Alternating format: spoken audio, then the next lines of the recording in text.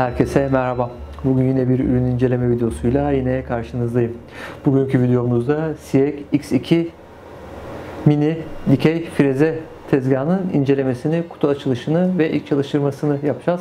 Kusura bakmayın, videonun başında izlediniz. Ben heyecanla tezgahı kutusunu parçalayıp açtım, çıkarttım, yerleştirdim. Kutu içerisinde buraya yaydım. Bildiğiniz üzere Velespit.net'in bir tane Instagram hesabı bulunuyor. O Instagram hesabını takip ederseniz beni çok mutlu edersiniz. Aynı zamanda bütçeniz doğrultusunda kanalıma destek olmanız için birkaç hafta önce küçük bir video hazırlamıştım. O videoyu da bu videonun açıklamalar kısmına ekliyorum. Ayrıca bana ulaşmak isteyenler için iletişim bilgilerim yine bu videonun açıklamalar kısmında bulunuyor. Hatırlatmalarımı yaptıktan sonra antiparantez bir şey söylemek istiyorum. Bu videoda ücretli ürün yerleştirme, ücretli içerik yoktur. Tezgahın parasını ben kendim verdim ve tezgahı kendime öyle satın aldım. Dolayısıyla her videoda olduğu gibi bu videoda da objektif şekilde bu tezgahın değerlendirmesini, artısını, eksisini göreceğiz ve ilerleyen dönemde, ilerleyen videolarda zaten tezgahın diğer artı ve eksilerine değinmiş olacağız. Şimdi bu tezgahta aldıktan sonra aslında tezgahın başına gelen pişmiş tavuğun başına gelmediği yolda çok geç teslim edildi bana. Bu ama aslında bir avantaj oldu, çünkü normalde bu İzmir'deki sel felaketinden önce teslim edilmesi gerekiyordu. Ancak yolda yaşanan aksaklıklar nedeniyle bugünleri buldu bunun. Yani bir 20 gün gecikmeli geldi. Ve böylece sel felaketinden aslında kurtulmuş oldu. Bunun başına da bir şey gelmiş olsaydı gerçekten çok üzülecektim. Her neyse, bunun başına bir şey gelmedi ama Türkiye'de yaşanan her kargo felaketinde olduğu gibi bunun kargolanması sırasında da bunun başına felaket geldi. Maalesef bunu düşürmüşler. Artık düşürdüler mi, üzerine başka ağırlık mı koydular, ne yaptılar bilmiyorum.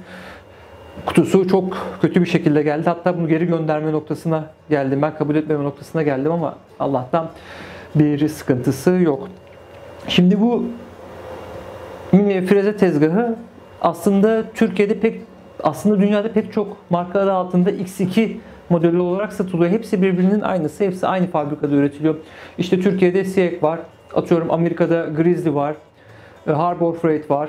Kanada'da Big Bear markası adı altında dünyada pek çok marka altında bu tezgah üretiliyor ve dağıtılıyor. Tabii ki giriş seviyesi, başlangıç seviyesi bir dikey freze, ancak fiyat performans ürünü olduğu için dünyada pek çok kişi bu freze tezgahını almayı tercih edebiliyor. Sizi beklemedim ama size tabii ki kutu içeriğinden bahsedeceğim.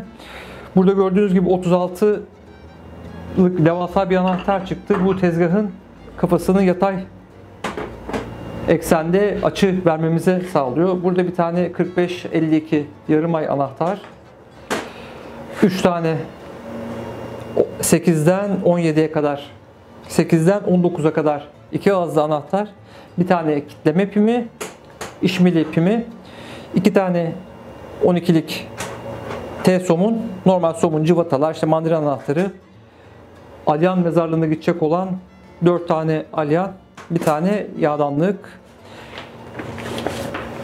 kullanım kılavuzu, bir İngilizce bir Türkçe çıktı benim tezgahımda. Bir tane de sigorta, yedek sigorta koymuşlar.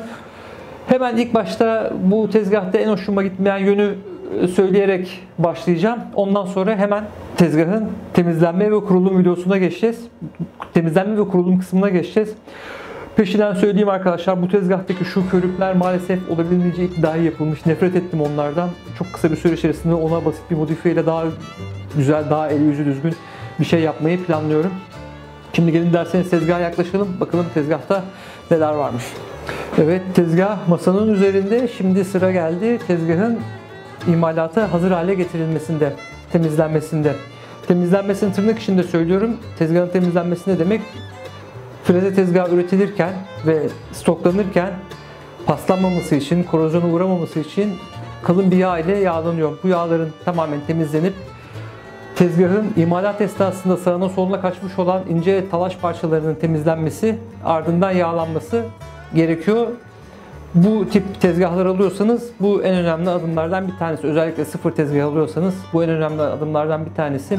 İkinci el tezgah alıyorsanız da bu çok önemli. Bunu yapmak için bazı yardımcı elemanlara ihtiyacımız var.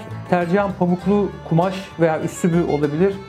Çeşitli yağlayıcılar veya çözücüler kullanacağız. İlk başta yağ çözücüyle tezgahın üzerindeki kaba yağı temizleyeceğiz. Ardından paslanabilecek yüzeylere pas sökücü uygulayıp sileceğiz. Ondan sonra da kızaklayla güzelce yağlayıp tezgahımızı talaşlı imalata hazır hale getireceğiz. Şimdi gelin ben sizi yavaşça yakına alayım. Ardından tezgahı kurmaya başlayalım.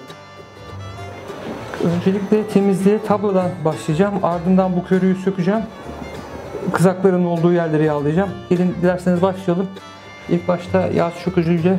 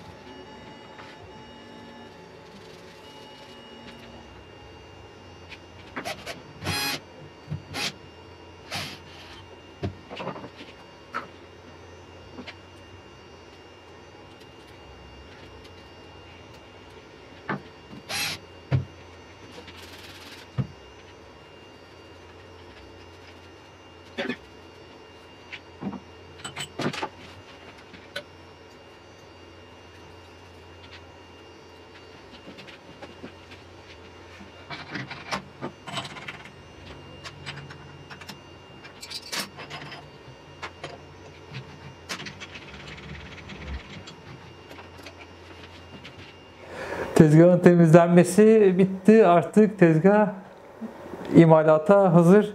Tezgahın kurulumuyla ilgili söyleyecek fazla bir şey yok. Zaten tezgah %99 kurulu halde geldi. İşte ne yaptım? Volan kollarının kulplarını taktım. Öndeki siperi taktım. Bakıyorum şöyle arkama. Zaten monte edilecek başka hiçbir şey yok. Şimdi ilk defa çalıştıracağım ben de.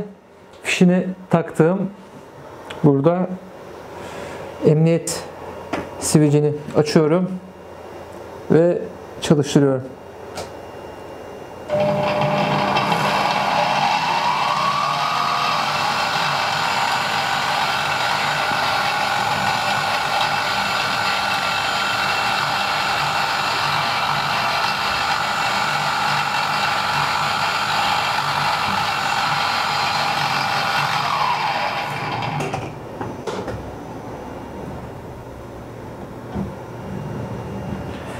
Gördüğünüz gibi tezgah şimdilik sorunsuz çalışıyor. Birazdan bir frezeleme yaparız. Ama hemen öncesinde size tezgahın teknik özellikleriyle ilgili birkaç bir şey anlatmak istiyorum. Hemen neyden başlayalım? Tezgahın ağırlığından başlayayım. Tezgahın sandıklı hali yaklaşık 70 kilo kadar geliyor. Ancak bu şekilde son kurulu hali ise 60 kilo. Bu boydaki bir şeyin nasıl 60 kilo olduğunu merak edenler için söyleyelim. Gövde, tabla ve Kolon komple dökme demirden ve sertleştirilmiş, ısıl işlem uygulanmış yüzeylere sahip. Dolayısıyla ağırlığı bundan geliyor. Ancak bu ağırlığa güvenip tezgahı çalışacağı masanın üzerine sabitlemeden kullanmamak gerekiyor. Üzerinde 4 tane sabitleme kulbu var. Oradan sağlam bir şekilde kaydaya sabitleyeceğiz. Şimdi tezgahın üzerinde farklı sunum şekilleri olsa da benimki 350 Watt gücünde ve ana motor 6000 devire kadar dönüyor. Dakikada 6000 devire kadar. Ancak buradaki dişli kutusu sayesinde o devri 2500'e kadar düşürüyor. Böylece torku birazcık arttırıyor.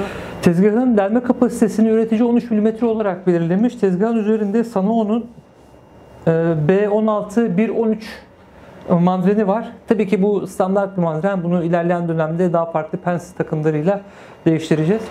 Alın taraması, alın temizliği için 16 mm, yüzey frezeleme içinde 30 mm çalışma potansiyeli belirlemiş firma. Dolayısıyla bu aslında bu tip, bu boyuttaki bir tezgah için fazlasıyla yeterli. İşmili koniği MT3 Morse oluyor. Dolayısıyla aslında Morse koniği birazcık bana küçük geldi. MT4 olsaydı daha iyi olabilirdi. Daha fazla güvende hissettirirdi beni. Ancak MT3 tercih etmişler burada. Burada gördüğünüz gibi bir tane tezgahın vites kolu var. Düşük vites ve yüksek vites geçişlerini sağlıyor bu. Tezgah çalışırken hiçbir şekilde vites değişimi yapmıyoruz. Tezgahı kapatıyoruz. Vites değişimini ondan sonra gerçekleştiriyoruz.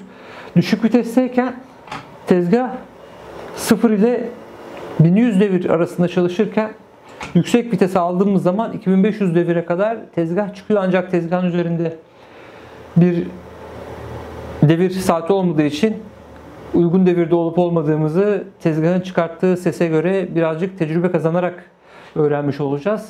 Burada hemen yine bir parantez içinde bilgi vereyim.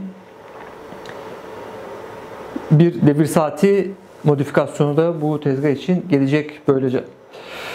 Onun haricinde kontrol panosunu birazcık inceleyelim. Gördüğünüz gibi yan tarafta acil stop butonumuz var. Burada bir tane sarı led gözüküyor. Bu sarı led aşırı yük koruması yapıyor.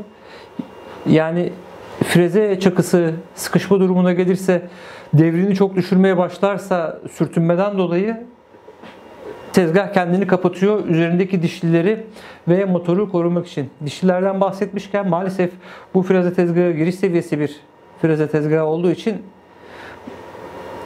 vites kutusunun içerisindeki dişliler maalesef plastik dişlilerden oluşuyor. Bir sonraki modifiye projesi de o plastik dişlileri metal dişlilerle değiştirmek olacak. Arka tarafta bir tane elektrik panosu var. Bütün elektrik tesisatı bunun içerisinde. Buradan aldığı elektriği ile kontrol panosu motoru kumanda ediyor. Ön tarafta devir potansiyometresini görüyoruz. Altında tezgahta elektrik olduğunu gösteren yeşil ışık ve onun altında da sigorta kutusu bulunuyor. Tezgahın ön tarafına da tezgahın teknik özelliklerini anlatan küçük bir etiket koymuşlar. Kontrol panosunu anlattıktan sonra gelin şimdi sizi birazcık yakına alayım. Tezgahın diğer yeteneklerini uygulamalı olarak anlamaya çalışalım. Tezgahın üzerinde 2 tane metal volan koymuşlar. Ben sol tarafta da bir volan olmasını tercih ederdim. Ancak bu tezgahta 2 tane volan kullanılmış.